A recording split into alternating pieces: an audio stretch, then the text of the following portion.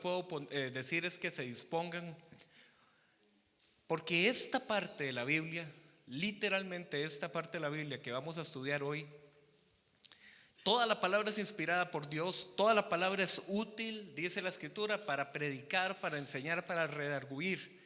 Pero hay pasajes de la Biblia que son un poco más complejos y a veces difíciles de entender. Como cuando se acuerdan que estudiamos en Apocalipsis aquello de que había una mujer embarazada a punto de dar a luz y que había un dragón rojo que se quería comer al bebé. ¿Se acuerdan de esa prédica? Bueno, eso es complicado a veces un poco de entender.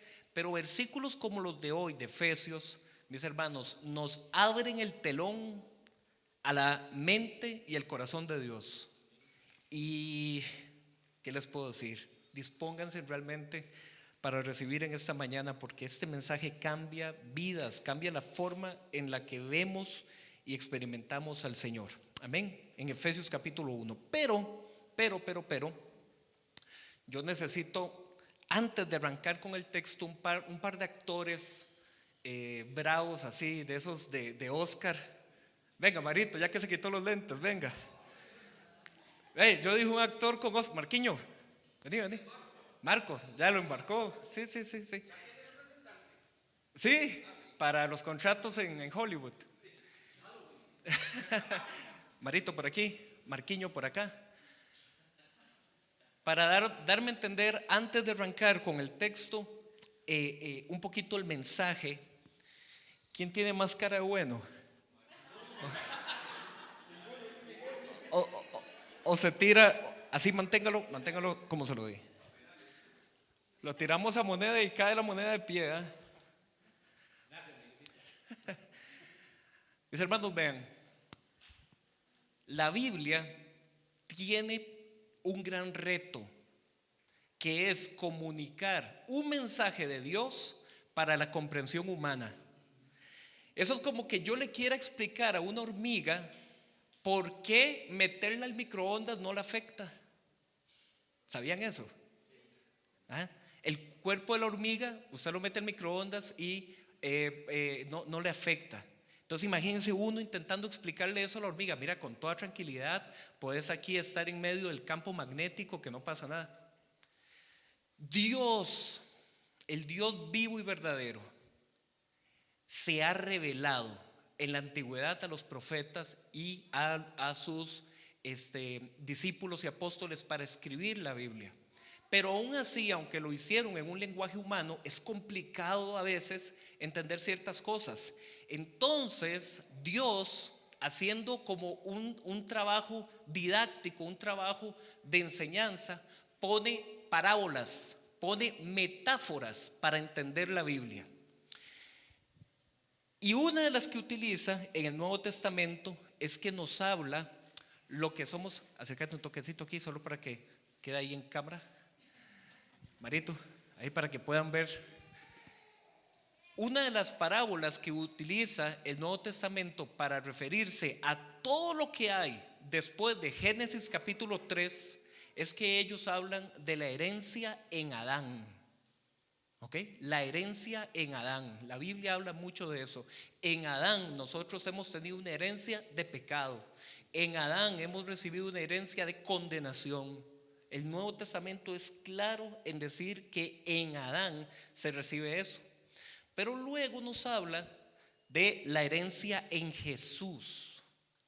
La semana pasada, Minor dio la introducción a esta carta de Efesios y la había titulado Una nueva humanidad. ¿Qué es lo que pasa con nosotros? Y ahorita ocupo que entonces Marito se venga por aquí, cerquita. Vea, esto es lo que pasa con nosotros. Nosotros tenemos la herencia en Adán. Dale vuelta al rotulito, que es una herencia que nos condena en pecado. Nosotros escuchamos de parte de personas, de otros hermanos y hermanas en la fe, escuchamos el mensaje del Evangelio. Y al escuchar el mensaje del Evangelio, le damos vuelta al rotulito, tenemos una herencia en gracia, una herencia en salvación. La persona escucha eso y recibe una herencia en gracia. que eso le cambia su condición ahora a estar en Jesús. Pero ¿qué es lo que pasa con esto? Y nos pasa a todos todo el tiempo. Que vean que estoy con los dos papelitos. Aunque yo he recibido la herencia en gracia en Jesús, persiste en mí, en mi mente, en mi cultura, o si me permite, como se dice en el campo, mis mañas. Persiste todavía una herencia en pecado.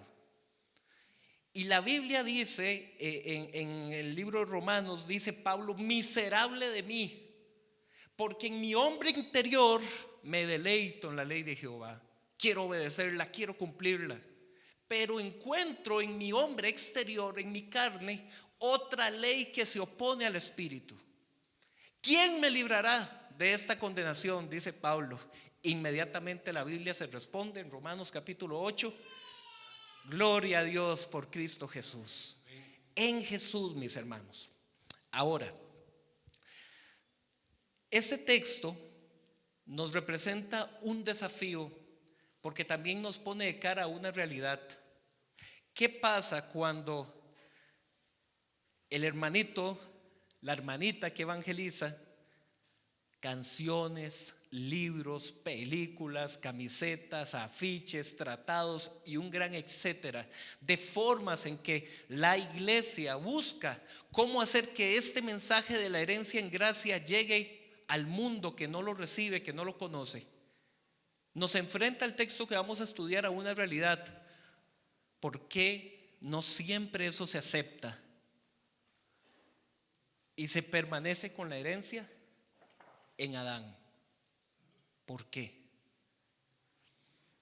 Así es que, como les dije al principio, este es un texto que nos abre el telón a conocer de parte del Señor mucho de su propósito y de su voluntad, y que a nosotros nos debe inspirar a seguir, mis hermanos, a seguir llevando este mensaje, predicando este mensaje, dando testimonio de este mensaje, porque el Señor es el que hace la obra. Amén.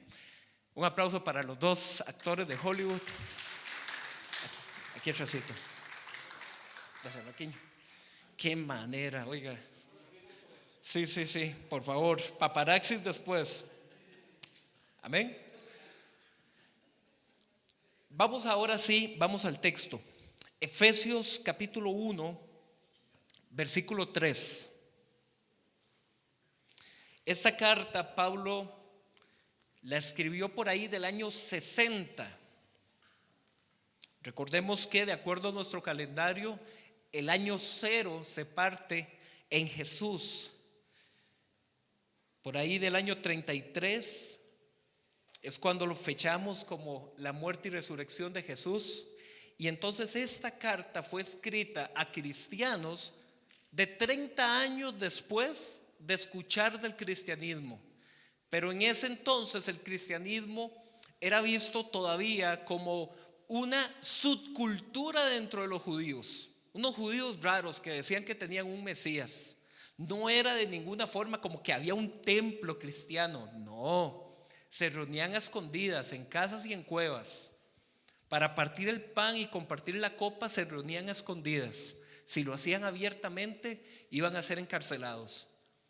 Ese es el contexto en el que Pablo está escribiendo. Y Pablo le escribe a una iglesia que él fundó años atrás. En uno de sus viajes misioneros, él estuvo 3 años en esa iglesia discipulando a esos líderes. En una prédica anterior yo les había mostrado en Hechos capítulo 20 cuando Pablo se despide porque ya el Espíritu le reveló que él iba a ser entregado a muerte, y él manda llamar a los ancianos de Éfeso, y llorando todos él les comienza a decir: vean, van a venir lobos rapaces que se los van a querer comer a ustedes, e incluso entre ustedes van a surgir lobos rapaces. Llorando todos, ¿se acuerdan? Y eso está en Hechos capítulo 20. Es esa misma iglesia. Como lo vimos la semana pasada, es la misma iglesia a la que después Jesús al apóstol Juan le revela una visión de 7 candelabros, y Juan dice: quedé como muerto al ver a Jesús que se paseaba en medio de 7 candelabros y pregunté: ¿cuál es el misterio de esos candelabros? Y Jesús respondió: estas son las 7 iglesias de Asia Menor, siendo el primer candelabro Éfeso. Así es que, mis hermanos, esto es palabra que fue para Éfeso, pero que por ser palabra de Dios es para nosotros hoy también, porque la palabra es viva y eficaz, mis hermanos. Esto no se acaba. Amén. Pablo entonces está queriendo explicarle a esta gente lo que ellos han recibido con la salvación, lo que Dios ha hecho. No solamente es un tema de, bueno, sí, está bien, soy hijo de Dios. No, realmente, ¿qué significa eso? Y de las cosas más lindas que tiene la Biblia, ¿saben cómo lo explicó? Mediante una alabanza. Y yo voy a leer una porción larga del versículo 3 al versículo 14, porque en el idioma original en que esto fue escrito, ¿saben cómo lo escribió Pablo? De golpe todo, es un solo párrafo. Pablo comenzó a arrojar su corazón. Pablo, conducido por el Espíritu Santo, dijo: yo le quiero comunicar a esta gente qué significa ser nueva criatura. Y comienza a escribir y dice así, Efesios capítulo 1 verso 3: alabado sea Dios, Padre de nuestro Señor Jesucristo, que nos ha bendecido en las regiones celestiales con toda bendición espiritual en Cristo. Como el rotulito, recuerden esa frase: en Cristo nos ha bendecido. Dios nos escogió en Él antes de la creación del mundo. ¿En quién nos escogió? En Cristo. Antes de la creación del mundo, para que seamos santos y sin mancha delante de Él. En amor nos predestinó para ser adoptados como hijos suyos por medio de Jesucristo, según el buen propósito de su voluntad, para alabanza de su gloriosa gracia que nos concedió en su amado. Jesús por completo, mis hermanos, es el autor y consumador de la fe. Verso 7: en Él tenemos la redención mediante su sangre, el perdón de nuestros pecados conforme a las riquezas de la gracia que Dios nos dio en abundancia, con toda sabiduría y entendimiento. Él nos hizo conocer el misterio de su voluntad, conforme al buen propósito que de antemano estableció en Cristo, para llevarlo a cabo cuando se cumpliera el tiempo. Esto es, reunir en Él todas las cosas, tanto las del cielo como las de la tierra. En Cristo fuimos también hechos herederos, pues fuimos predestinados según el plan de aquel que hace todas las cosas conforme al designio de su voluntad, a fin de que nosotros, que ya hemos puesto nuestra esperanza en Cristo, seamos para alabanza de su gloria. En Él también ustedes, cuando oyeron el mensaje de la verdad, el evangelio que les trajo la salvación, y lo creyeron, fueron marcados con el sello que es el Espíritu Santo prometido. Este garantiza nuestra herencia hasta que llegue la redención final del pueblo adquirido por Dios para alabanza de su gloria. Mis hermanos, eso es un solo párrafo. Eso es una sola canción, un solo poema que la Biblia tiene, donde Pablo dice: ¿cómo yo comunico lo que Dios ha hecho? Así de bello lo comunico. Esta porción de la escritura es trinitaria, hablando un poquito de la Trinidad y hablando un poquito también, aprovecho, abro paréntesis, un comercial parroquial. Se viene el módulo 2 de capacitación. El módulo 2 es el módulo de doctrinas bíblicas básicas. Esta doctrina la vamos a hablar ahí con muchísimo más detalle. Los invito a todos a que puedan venir a ese módulo. Y luego les pasamos más detalles sobre fecha y otra cosa, pero en serio que vayan pensándolo. Ahí vamos a ver muy bien todo esto. ¿Por qué digo que esta es un pasaje trinitario? Porque si ustedes notaron, en todo momento el énfasis es que la salvación es un acto que Dios desde la eternidad anterior a la creación ya lo tenía planificado. Dice que es el buen propósito de su voluntad. Dios el Padre ya lo tenía planeado. ¿Y qué era lo que tenía planeado?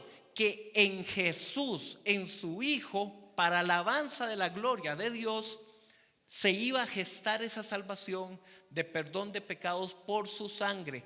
Pero que en el hoy, esa salvación en Jesús viene al creyente por el Espíritu Santo, que es el sello de la redención prometida.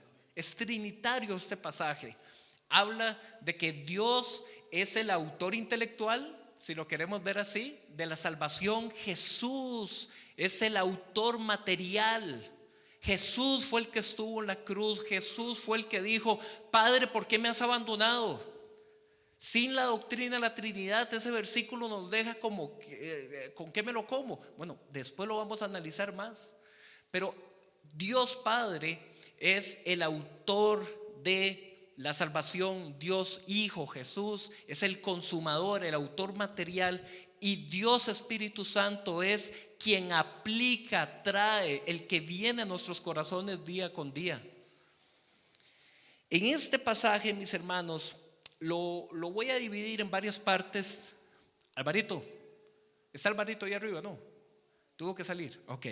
Luego les doy me lo pones por favor, Alvarito, la estructura que vamos a tener aquí. Y me quiero quedar primero en el versículo 3.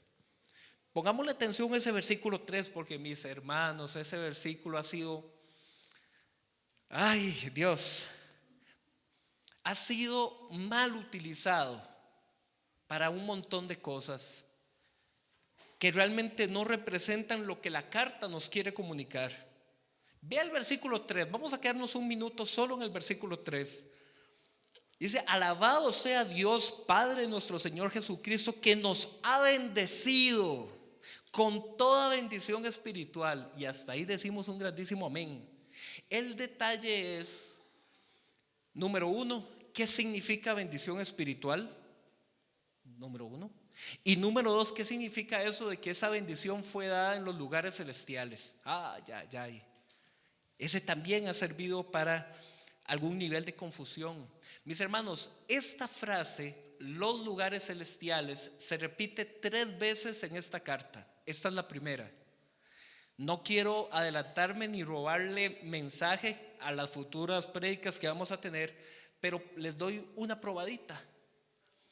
Habla más adelante en el capítulo 3 de Efesios de que el mensaje del evangelio es la prueba del poder de Dios contra todo principado y potestad en los lugares celestiales.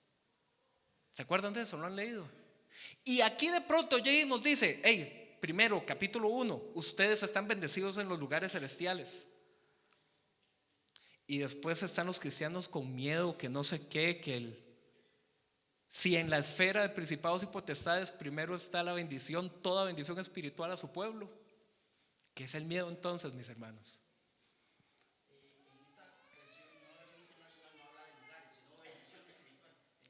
En las regiones celestiales. Sí, en la que estoy leyendo. Ajá. Sí. Nos ha bendecido en las regiones celestiales con toda bendición espiritual. Estos versículos, mis hermanos, es una forma de contraponer lo que la Biblia nos presentó en Deuteronomio 28, Antiguo Testamento. No nos vamos a ir ahí por tiempo ahorita, pero en Deuteronomio 28 es cuando el pueblo ya está preparado para tomar posesión de la tierra prometida. Y Moisés les da un mensaje y les dice: estas son las bendiciones que ustedes recibirán de Dios por la obediencia a la ley. Entre esas bendiciones, que es todo un capítulo, ahí lo pueden ustedes leer, hay por ejemplo que vas a tener muchos hijos. Hay por ejemplo que tu cosecha será súper productiva, ¿verdad? La cosecha, la semilla, habla de la cosecha, habla de la semilla, habla de todo lo que tiene que ver con prosperidad en la tierra. En Deuteronomio 28, entonces, el listado de bendiciones tiene que ver con bendiciones materiales aquí en este mundo. Pero llega Jesús y nos dice que todo eso representa un viejo pacto, un pacto que estaba centrado en la obediencia a la ley. Porque en Deuteronomio 28, inmediatamente después de las bendiciones, comienza una lista de maldiciones y dice: mas esto te acontecerá si desobedecieres. Tus hijos serán entregados a espada, tus mujeres serán raptadas y violadas, se perderá toda tu tierra. Y todo gira alrededor de ¿qué? La obediencia a la ley. Jesús llega y nos dice: eso es antiguo pacto, mas este nuevo pacto les doy. En el nuevo pacto, mis hermanos, toda bendición espiritual es dada para el pueblo de Dios. ¿Y en qué consiste esa bendición espiritual? ¿Cuáles son? Si tuviéramos que enumerarlas, mis hermanos, las que vienen del versículo 4 para abajo. Esa toda bendición o bendición que alcanza todo, es otra forma de traducirlo, se refiere a que hemos sido escogidos en amor en Jesús. Se refiere a que hemos sido perdonados por su sangre. Se refiere a que hemos de recibir una herencia total cuando el Señor manifieste plenamente su reino. Mis hermanos, la gran bendición es que hemos sido aceptados como hijos de Dios. Esa es la gran bendición. Si nos vamos unas cuantas semanas atrás, cuando estuvimos viendo el Sermón del Monte, ¿ustedes se acuerdan aquel bello versículo de Mateo capítulo 6, versículo 33, que decía: mas busquen el reino de Dios y su justicia, y todas estas cosas vendrán por añadidura? ¿Se acuerdan? Mis hermanos, no es que el Señor desconozca nuestras necesidades materiales, económicas, alimenticias, de salud. ¿Sabe qué dice ese mismo Sermón del Monte? Dice que el Señor conoce cada cabello en nuestra cabeza, cada hoja que cae, que el Señor lo conoce y que Él sabe nuestras necesidades antes de que nosotros las pidamos. Siendo así, mis hermanos, ¿qué me queda a mí?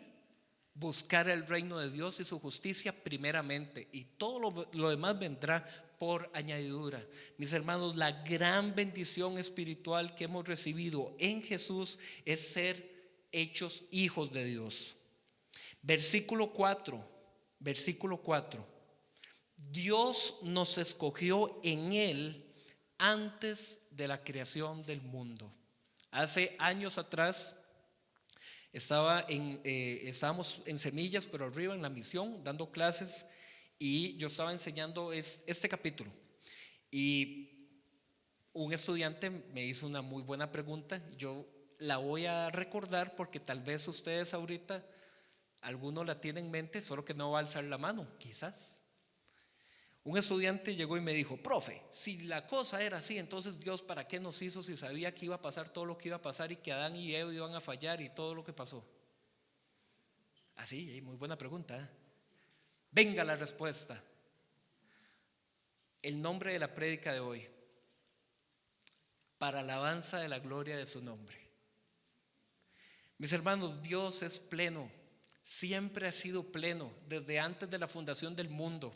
Dios no necesitaba nuestras alabanzas y nuestros cantos como que Él tuviera problemas de autoestima. Yo necesito que me canten que soy grande. Necesito que me canten que mi nombre sea exaltado. Dios no tenía problemas de autoestima, mis hermanos. A Dios no le faltaba nada para crearnos. Dios nos hizo, y en la eternidad y en la perfección de su sabiduría determinó que para realmente la alabanza que llegaría a su nombre tenía que gestarse una salvación donde Él mismo iba a entregar todo lo que Él era.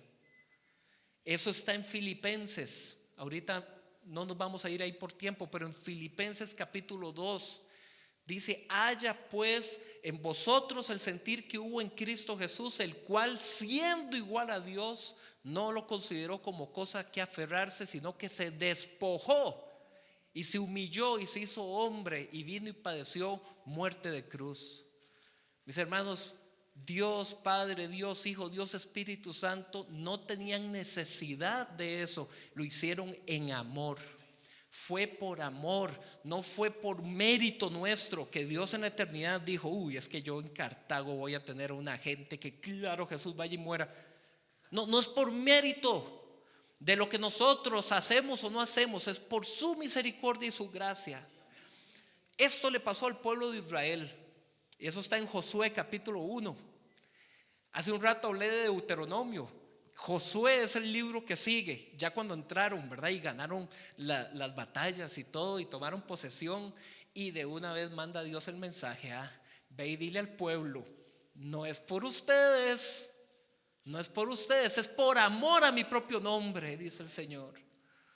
No es porque ustedes sean la más grande entre las naciones, ni la más poderosa entre las naciones, es porque quiero manifestar en ustedes mi gracia. Por eso es que después en la Biblia nos dice Jesús, dice: los publicanos, pecadores y rameras van delante en el reino, los niños van delante en el reino, pero aquellos que se quieren justificar basados en sus obras, no los conozco. ¿Se acuerdan esa prédica? En aquel día muchos me diréis: pero Señor, Señor, no los conozco. Porque no se trata de lo que yo hago, se trata de recibir su gracia y su misericordia. Mis hermanos, cuando Pablo escribió esto, como ustedes vieron, fue una canción, y termina así en el versículo 14: para alabanza de su gloria. Porque cuando nosotros abrimos el panorama, Dios, lo que has hecho, lo tenías planeado desde antes de la creación, desde antes de la fundación del mundo, nos escogiste. Y lo que el Señor escogió, mis hermanos, fue una ruta, un camino. Dios Padre escogió que en Jesús es el camino que conduce a la vida, que en Jesús es donde hay reconciliación y perdón de pecados. No hay atajos, no hay otros intermediarios que la candela San Benito ni nada. No hay atajos sustitutos. Hay un solo nombre dado a los hombres en el que hay salvación. Mis hermanos, si usted lo nota, estoy dando fundamentos básicos, pero porque son estos fundamentos básicos los que tienen que hincharnos al corazón, y al final que nosotros digamos: Señor, gracias. Señor, gracias por lo que has hecho, porque donde yo no merecía nada, tú lo hiciste todo. Hay ocasiones, ahora en Semana Santa hay un canal de cable, History, ¿verdad? A veces tiene buenos programas, y a mí me gusta verlo por vacilar yo, ¿verdad? No ellos lo dicen muy en serio. Pero entonces comienzan a hablar del código secreto en la Biblia, así, ¿verdad? Hay un documental que se llama así, que si usted agarra las letras y las pone aquí y las pone allá y se forman ahí. Mis hermanos, el mensaje está aquí. Dice la escritura: no digas ¿quién subirá al cielo? No, he aquí la palabra está cercana a ti. ¿Y cuál es la palabra? Que el Señor es el que ha venido, el que nos ha salvado. Mis hermanos, es un mensaje tan sencillo, tan básico. No hay que buscar que el código oculto de la Biblia, que solo los judíos tenían un sistema de interpretación numérica, le llamaban gematría. Entonces ellos buscaban, ¿verdad?, que las letras tuvieran un significado con los números, y sacaban ahí. Lo llegaron a desarrollar como algo que se llamó la cábala judía. Hay cristianos que se quieren meter en eso, mis hermanos, como para buscar atajos, buscar que yo sé el secreto último, esencia de...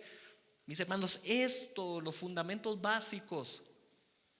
Los fundamentos básicos. ¿Quién soy yo en Adán? ¿Y quién soy ahora en Jesús? No nos perdamos, mis hermanos, el tiempo tan valioso que tenemos, y digámosle al Señor: Señor, gracias por lo que tú has hecho. Ahora, entre cristianos también hay que hablar, y hablarlo así públicamente, por nuestra muchas veces dureza de corazón y dureza en la mente, nos enorgullecemos mucho. Nos podemos volver arrogantes. Yo he sido elegido desde antes de la fundación del mundo. Que se mueran los feos, como se dice, porque yo pertenezco al linaje escogido, ¿verdad? Mis hermanos, no es así. No es así como va esto. No es así. Hemos sido aceptados en amor. Hemos sido adoptados. Éramos niños desamparados, entregados a muerte. Y el Señor nos ha recogido en amor. Como para que nosotros vengamos y digamos, nosotros los elegidos, nosotros los escogidos. Mis hermanos, lo que somos es una comunidad de hombres y mujeres, niños, niñas, ancianos, todos que ante Dios somos igualmente merecedores de todo castigo eterno. Y en Jesús, el Dios y Padre de amor nos ve y nos dice: te recibo. Hay una historia lindísima que todo el mundo conoce, pero hay que seguirle dando vueltas, que es la parábola del hijo pródigo. Mis hermanos, ese hijo pródigo, derrochador, que es lo que la palabra pródigo significa, dice la escritura, y eso está en Lucas capítulo 15, versículo 20 en adelante, dice que el padre a lo lejos vio, así dice, que el padre a lo lejos vio y que el padre salió corriendo a buscar al hijo. Y que el hijo le comienza a decir: padre, no merezco nada. Y de una vez el padre: hagamos fiesta, traigan ropa nueva, vamos a hacer un banquete. Mi hijo estaba muerto y ha vuelto a la vida. Mis hermanos, lo que Dios hace con nosotros no es darnos una nueva doctrina. Aló, sí, ojo, porque esto es importantísimo. Cuando usted viene a la fe cristiana, usted no es que recibió una nueva doctrina. Sí, entonces la vela de San Benito no, ahora es aquí. No, no es una nueva doctrina. Lo que usted recibe es vida. Vida en abundancia, dijo el Señor. Lo que recibimos, mis hermanos, dice la escritura: quitaré ese corazón de piedra y pondré un corazón de carne. Señor da vida, un aliento de vida nuevo. Así dice la escritura. Jesús le dijo a Nicodemo: el viento, dice, tú no sabes de dónde viene, no sabes para dónde va. Así son los hijos de Dios, como el viento, ese soplo de vida que desde Génesis capítulo 1 decía: el Espíritu de Dios se movía sobre la faz de la tierra, que era un desorden, era un caos, y la palabra de Dios lo ordena. Mis hermanos, cuando Lázaro escuchó: sal fuera, ese somos nosotros. Nosotros somos ese Lázaro que cuando escuchamos la voz de Dios estamos muertos, podridos, 4 días, apestosos, y hay vida nueva. En el Antiguo Testamento, el profeta estaba totalmente desilusionado al ver al pueblo. Cualquier parecido con la realidad de cualquier líder es mera coincidencia. El profeta estaba: Señor, ¿qué hago ya? Porque esta gente no, nada. Y Dios le da una visión al profeta, y es la llamada visión del valle de huesos secos. Y comienza el profeta a ver, se comienzan a poner de pie, comienzan ligamentos, músculo, carne. Y dice la voz del cielo: no haré esto yo con mi pueblo. Mis hermanos, vida es lo que recibimos, pero este tema de la elección, este tema de la predestinación, en muchos sectores dentro del cristianismo ha sido tema, no digo de discusión, no, de separación y división de iglesias, mis hermanos. Y lo digo así abiertamente, porque lo conozco, porque lo he visto, lo hemos visto, lo hemos vivido. Pero por esta en particular, de que si la elección o la predestinación, si no fue antes, si fue después, mis hermanos,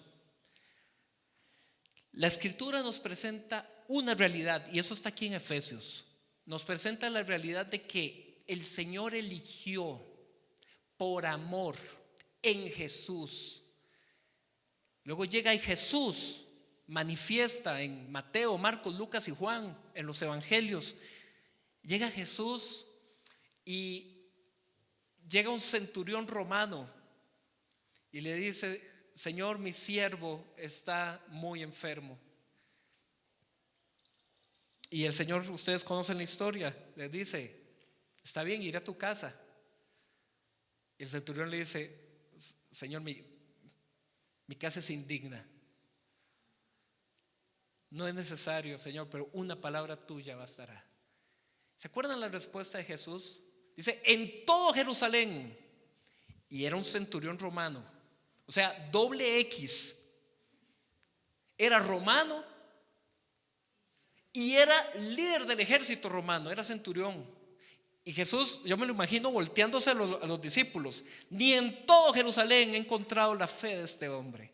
Ve, tu criado ha sido sanado. Mis hermanos, si Dios no hace acepción de personas, si Dios no anda viendo si usted es del rol de los elegidos o no, ¿cómo nosotros, mis hermanos? ¿Cómo nosotros? Más adelante volveré sobre este tema al cierre, pero vean, esta doctrina puede ponernos a nosotros como en un problema lógico, porque uno dice: suave, pero no fui yo el que elegí a Dios. Y ahora me están leyendo que Dios me había elegido de la creación, antes de la creación del mundo. Entonces, ¿cómo es? Mis hermanos, una cosa no anula la otra. Una cosa no anula la otra. Cuando Jesús comenzó su predicación y dijo: el tiempo se ha cumplido, el reino de los cielos se ha acercado, arrepiéntanse y crean el evangelio. Cuando Jesús comenzó su predicación diciendo eso, es porque Dios ya había elegido desde antes de la fundación del mundo. ¿Qué había elegido Dios? El camino de salvación en Jesús. Mis hermanos, Dios nos eligió como una comunidad, como un pueblo. En Apocalipsis hay una parte donde dice que hay una multitud que nadie sabe contar, vestida de blanco y con palmas en la mano. Y dice Juan, le pregunta a uno de los 24 ancianos: Señor, ¿quiénes son esos? Y dice: esos son los redimidos de todo pueblo, linaje, lengua y nación. Mis hermanos, es un misterio del que no conoceremos todos los detalles, porque la Biblia no revela todos los detalles, y está bien que así sea, porque soy yo explicándole a la hormiga. ¿Qué me toca a mí con lo que el Señor, la Biblia es suficiente para yo entender los beneficios, las bendiciones que tengo en Jesús? Mis hermanos, eso nos basta para vivir agradecidos lo que nos quede de vida. Amén. Abraham, en el capítulo 12 de Génesis. ¿Quién era Abraham? Era un pagano. Ur de los Caldeos se llamaba el lugar donde Abraham vivía. Mis hermanos, eso es Babilonia. Ur de los Caldeos es Mesopotamia. Abraham era pagano, adorador de ídolos. Y recibe a Abraham una voz que le dice: sal de tu tierra, Abraham, y ve a la tierra que yo te indicaré. Abraham no buscó a Dios.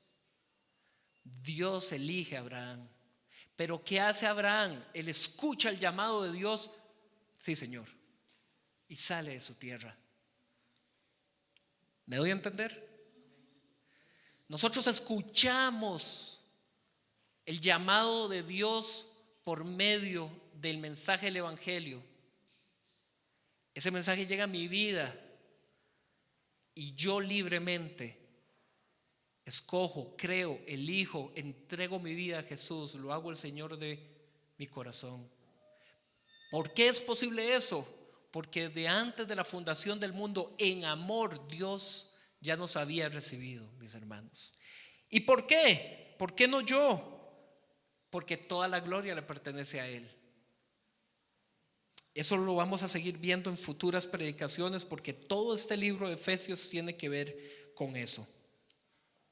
Mis hermanos, pero en la antigüedad yo podía adoptar a hijos desamparados, que es una metáfora que está aquí detrás de todo esto. pero no necesariamente yo le daba derechos, ¿ok? Yo podía aceptar y adoptar a un hijo, pero darle el derecho a que se sentara a la mesa, eso lo ponía en la posición de los hijos naturales. Vean lo que dice acá el versículo. Estoy en el 5. Dice: nos predestinó para ser adoptados como hijos suyos por medio de Jesús, según el buen propósito de su voluntad, para alabanza de su gloriosa gracia que nos concedió en el amado. Y en él tenemos la redención mediante su sangre. La palabra redención era una transacción, ¿ok? Redención o redimir era cuando usted llegaba a un mercado de esclavos y usted podía comprar esclavos. Eso pasaba en la antigüedad. Pero esos esclavos, o el señor que compró al esclavo, podía darle libertad, y para darle libertad había que pagar. Eso era redimir, era libertad a un esclavo. La libertad a todos nosotros, esclavos de la herencia en Adán, mis hermanos, fue la preciosa sangre de Jesús. Ese fue el pago que se dio por nuestra liberación, por nuestra salvación. Dice: Dios nos lo ha dado en abundancia, con toda sabiduría y entendimiento. Él nos hizo conocer el misterio de su voluntad, conforme al buen propósito que de antemano estableció en Cristo, para llevarlo a cabo cuando se cumpliera el tiempo. ¿Por qué fue hace 2000 y pico de años y no antes o no después? Eso le pertenece a Dios. Y dice aquí, vea lo que dice el versículo 9. Es un misterio. Más adelante en este libro se va a hablar un poco más de eso. En Cristo también fuimos hechos herederos. Mis hermanos, en la antigüedad los animales, los esclavos también incluso, se les marcaba la piel. Y bueno, aún en la actualidad, ¿verdad? Las haciendas grandes de mucho ganado le ponen una inicial, ¿verdad? Marcan a los animales. Esa marca era para identificar quién es el dueño. Y a nosotros nos han marcado también. El Señor nos ha marcado. Dice versículo 13: en Él, en Jesús, también ustedes, cuando oyeron el mensaje de la verdad, el evangelio que les trajo salvación, y lo creyeron, dice, fueron marcados con el sello que es el Espíritu Santo prometido. Mis hermanos, a los esclavos los marcaban en su piel, en su carne externa. A nosotros el Señor nos ha marcado internamente, en nuestro corazón. Y eso se relaciona con lo que vimos en el versículo 3 de toda bendición espiritual. Las bendiciones que el Señor nos ha dado, mis hermanos, tienen que ver con el Espíritu Santo viniendo a nuestra vida. Y el versículo 14 dice que ¿quién? El Espíritu Santo garantiza nuestra herencia. No solamente nos adoptaron, nos están dando derechos de recibir herencia. Y este término, mis hermanos, herencia, es lo que tiene que ver con el uso de la palabra predestinación, que también ha sido un tema de debate para muchas personas. Si ustedes vuelven a ver el versículo 11, vean lo que dice el versículo 11. Dice: en Cristo también fuimos hechos herederos, pues fuimos predestinados. Ok, imagínenselo así. Cuando un padre de familia tiene, digamos, un lote, una casa, propiedades o etcétera, ¿verdad? Bienes, y esa persona llega y dice: voy a dejar mi testamento a Ismael como heredero, pero yo sigo vivo, ¿ok? Sigo vivo. ¿Qué estoy haciendo contigo? Te estoy predestinando. ¿Ya tenés los bienes, las herencias? No, todavía no. Pero ya yo tengo decretado, firmado el acta del testamento con esa condición. ¿Me voy a entender? El Señor llega y nos dice: vean, el futuro que nos espera es glorioso en Jesús. Pero ese futuro que todavía no estamos experimentando, porque todavía estamos en esta realidad donde nos da hambre, nos enfermamos, si nos ponemos a la lluvia nos resfriamos, si nos ponemos al sol nos quemamos. Estamos en una realidad frágil todavía. Pero internamente en tu corazón y tu espíritu ya tienes el sello del Espíritu Santo. Cuando eso sea pleno, cuando lo que hay en tu corazón y lo que va a estar en tu cuerpo resucitado, en la redención plena, el final de los tiempos, dice él, eso es una predestinación. Usted ya ha sido por Dios marcado la ruta de la gloriosa herencia que nos espera. Entonces, por ahí es que va el uso del término. ¿En qué sentido hemos sido predestinados? En que el Señor ya tiene la ruta marcada. El Señor ya tiene su herencia para los hijos que Él ha adoptado en amor. ¿Y cuál es esa herencia que nos espera? Regresemos al versículo 14.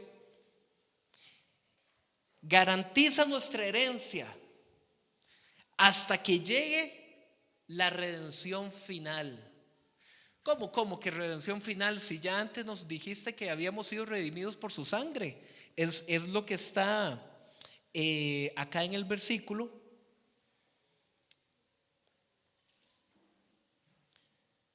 Un toquecito. Versículo 7. Dice: en Él tenemos redención por su sangre. Y luego en el 14 nos dice: hey, por cierto, hay que esperar la redención final. ¿Cómo se come eso? Mis hermanos, la redención del versículo 7 se refiere al aquí y el ahora. Recibir al Señor, ser salvo, ser hecho parte de la comunidad de sus hijos y sus hijas. Y en el versículo 14, donde me habla de la herencia, la redención final, se refiere ya a la condición de eternidad junto al Señor. Nos da toda la ruta, nos cuenta toda la historia. Comenzó en Él fuimos elegidos desde antes de la fundación del mundo. Y termina el versículo 14 diciendo: hey, en Él nos espera la herencia de la redención final. Todo, mis hermanos, toda la historia. ¿Ya ven por qué la Biblia le llama Alfa y Omega, principio y final? Desde antes de la fundación del mundo hasta el último día, todo gira en torno a que Él reciba la gloria. Y ahí que tenemos básicamente la línea de ideas de lo que hemos venido exponiendo. Alvarito, ¿me pone la siguiente? Para ir finalizando, mis hermanos, dos conclusiones. Yo sé que se ve un poquito pequeño. Si alguien quiere el texto completo, me lo pide al final y con todo gusto. Mis hermanos, vean ese primer punto. Dios nos ha elegido desde el pasado, ¿ok? Nos ha hecho sus hijos en el presente y nos hereda gloria para el futuro. Oiga, si usted se queda con esos dos renglones, yo me doy por satisfecho. Habrá valido la pena hasta ahora. Va de nuevo. Dios nos ha elegido desde el pasado, en amor, en misericordia, en gracia. En el presente nos ha hecho sus hijos. Comenzamos a experimentar eso, pero la historia no acaba de ahí. Nos aguarda una herencia futura de gloria junto a Él. Mis hermanos, ese es el resumen de todo lo que hemos hablado. Y es el resumen de la fe neotestamentaria, lo que nosotros llamamos el mensaje del evangelio del reino de Dios. Él ya hizo la obra y Él está dándole a su pueblo una misión. Anuncien eso. Señor, ¿hasta cuándo? Mateo 28:20 dice: he aquí, yo estoy con ustedes hasta el fin del mundo. Siempre, todos los días, sigan anunciando que el Señor ya no está en pleito con el mundo, que el castigo, el sacrificio que aplacó su ira ya fue entregado. El sacrificio perfecto fue en la cruz. Por eso Juan el Bautista Se queda viendo a Jesús cuando venía y le dice a sus discípulos: sígalo a Él. Ese es el Cordero de Dios que quita los pecados del mundo. Es Él, mis hermanos, no hay otro. Entonces Dios nos ha elegido desde el pasado, en el presente nos hace sus hijos y nos aguarda una herencia de gloria para el futuro. Y mis hermanos, vean, cuando uno se queda meditando en eso, y los invito a que lo hagan, no solamente hoy, medite eso. Uy, Dios, este es mi presente, porque tú ya has hecho todo en el pasado para que este sea mi presente, pero lo que me aguarda no se asemeja a lo que estoy viviendo. Pablo comenzó con eso y dijo Pablo: de algo estoy apercibido, dijo Pablo, que lo que estoy viviendo actualmente es una leve tribulación momentánea comparada con la gloria venidera, dice Pablo. Que tengo problemas en el trabajo, la familia, los chamacos, el esposo, la esposa, que el tráfico, ¿verdad? Porque voy a dar mi testimonio. Mis hermanos, yo suelo ser una persona muy tranquila, pero Dios mío, salir todos los días hacia San José, oh, y eso me estresa. Y yo a veces cuando voy terminando la pista, donde se pone más lindo, me quedo viendo, ¿verdad? Me quedo viendo el retrovisor, toda la presa para atrás, todo lo que falta para adelante, y digo: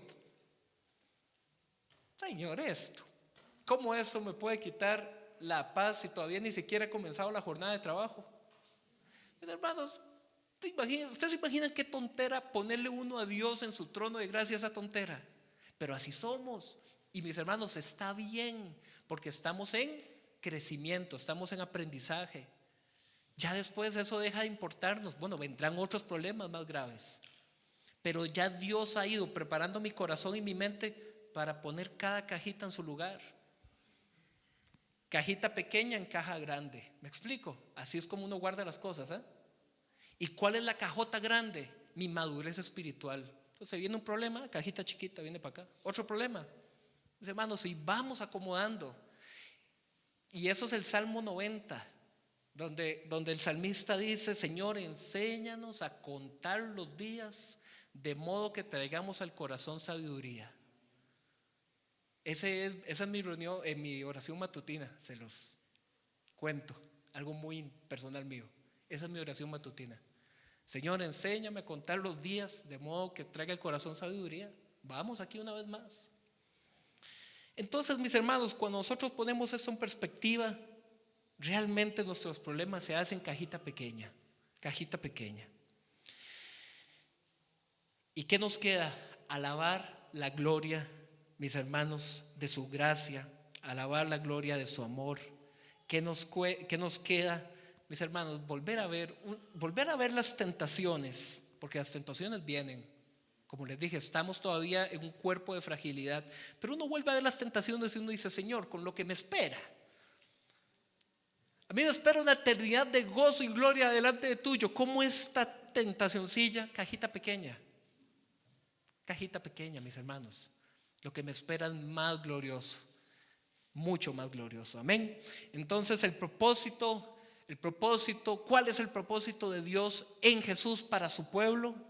Ya lo hemos visto: adoptar hijos para alabanza de la gloria de su gracia, que esos hijos vivan para alabanza de su gloria y que alabemos la redención final que nos aguarda. Casi nada de Efesios, y apenas vamos por el capítulo 1, a la mitad del capítulo 1. Mis hermanos, esta carta la hemos elegido por eso, en el cuerpo de ancianos, porque, mis hermanos, esto nos da de frente a nuestra identidad, nos hace cuestionar: Señor, estoy desviando, me estoy enfriando, ¿en qué estoy? Esta carta nos presenta un espejo. Vea, esto es lo que el Señor tiene para ti. No le escondamos la cara al espejo, todo lo contrario. El Señor dice, la Escritura, que nuestro rostro que sea transformado de gloria en gloria. Y vamos a cerrar cantando, ¿de acuerdo? Vamos a cerrar cantando para la gloria de su nombre.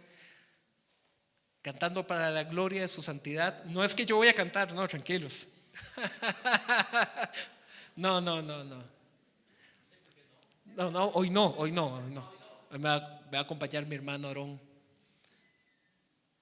Y los invito a que nos pongamos de pie, mis hermanos. Es que uno no puede terminar una enseñanza como esta, donde hemos masticado, saboreado la palabra del Señor, sin decirle al Señor: Señor, te alabo, te glorifico por lo que has hecho, porque tus propósitos conmigo, con mis hermanos en la fe, son grandes, porque lo que nos viene no se compara, Señor.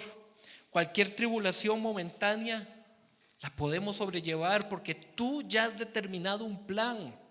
Y ese plan es que tu pueblo, Señor, celebre la gloria de tu nombre. Así es que, papá, te agradecemos